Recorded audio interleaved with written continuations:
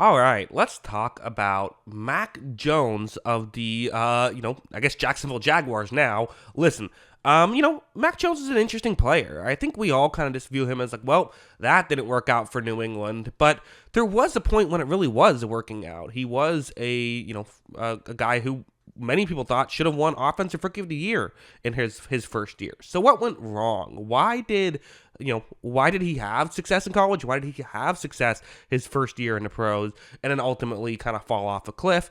Well, let's just get into it. Let's get into the film. First, let's start off with something like this. This is definitely what we saw in college, and I think a big criticism of what we saw in college with Jones wasn't anything that was actually bad by Jones. It was more so just stuff like this, where Jones is going to take the snap, he runs a play action, is going to throw down the field to a receiver who is wide open, let's just be honest. And this is something that we saw a lot of in Alabama the talent he had around him was unbelievable. Look at the score right now. It's 41-0.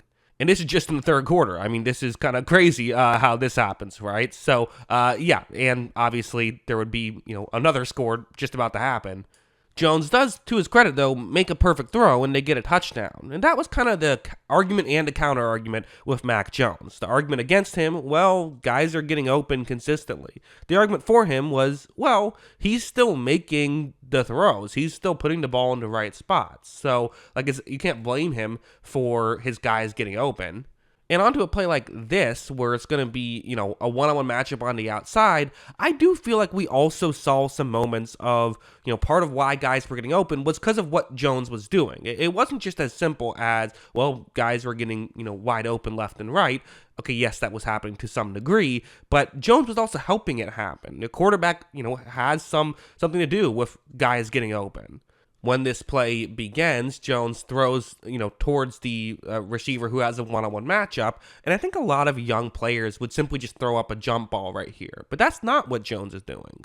As you see, the receiver is able to come back and make the play. Again, you could argue that this is just him being good at checkers, and the NFL level is chess, and that might not actually be a bad comparison. He was amazing at checkers, but then he had to get to playing chess. And let's head over to a play like this. One thing that happened his rookie year, if you remember, there was a constant criticism of the coaching staff of, hey, can we just trust Mac Jones more? Can we put the ball in his hands more, push the ball down the field more? But I think you saw in future years when they tried to do that, he just wasn't really consistently good at high degree of difficulty plays. Something like this, where it's, again, a one-on-one matchup on the outside, receiver is going to cut towards the sideline.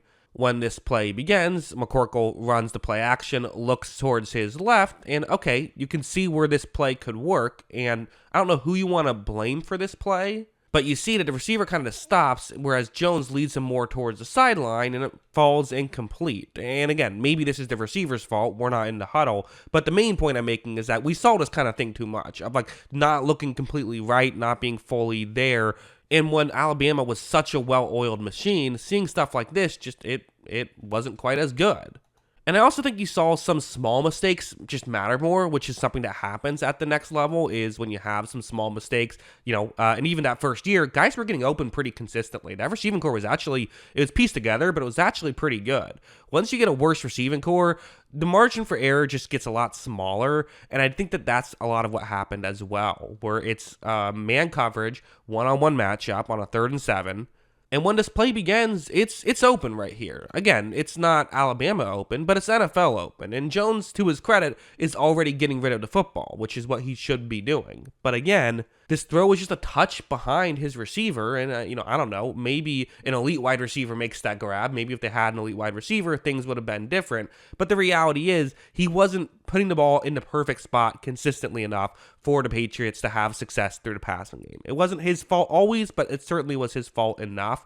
And let's just be honest, there were some unbelievable head scratchers. Like this one is always one I think about when thinking about Jones. I'm not sure what happened here. It's just a one-on-one matchup in man coverage. Jones is going to take the snap. Okay, clean pocket, cool. He's going to throw the ball right now. There could be a, window to gain 5 yards. Simple play. Let's see what happens. Well, look at him throw this like he's a baseball coach trying to throw up pop flies or something. I don't know what he was doing there. And there were some of those just like, Mac, what are you doing here type of plays?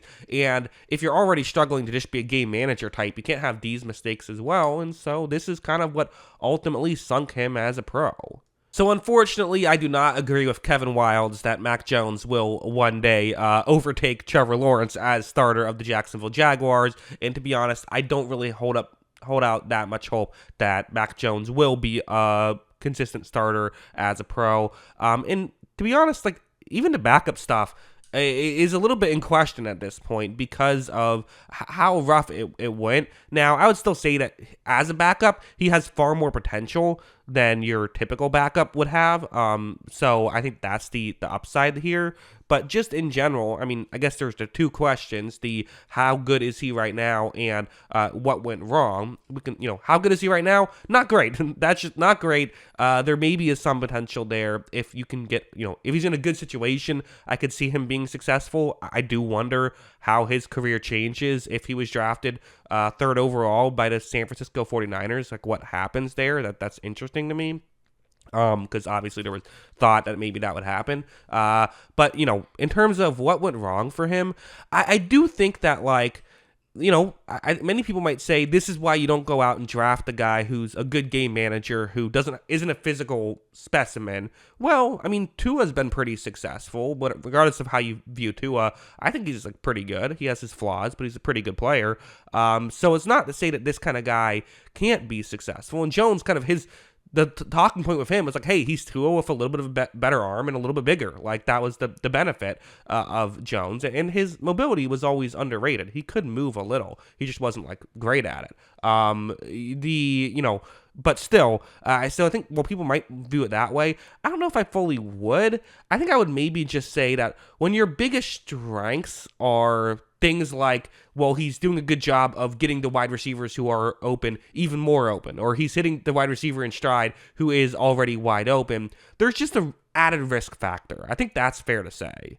And while I think he did some nice stuff at the college level, like I said, I think in hindsight, and this isn't something I thought in foresight, this is totally just using hindsight, it could be the situation of he's a great checkers player and maybe not the best chess player. A lot of the things even in his rookie year, the stuff that I liked with Mac Jones, like his using eyes to get safeties out of position, throwing back shoulders, things like that. The only real thing I felt we saw was he was really good at picking up blitzes, which, hey, that's a real value. But other than that, it didn't really seem like a lot of the other stuff translated too well to the NFL level. So when your biggest benefits aren't really doing much and your biggest issues are showing up in a big way, and even things that were strengths are becoming weaknesses, well, probably not going to work out too well at the NFL level. But yeah, those are my thoughts on McCorkle. What are yours? Let me know in the comments below.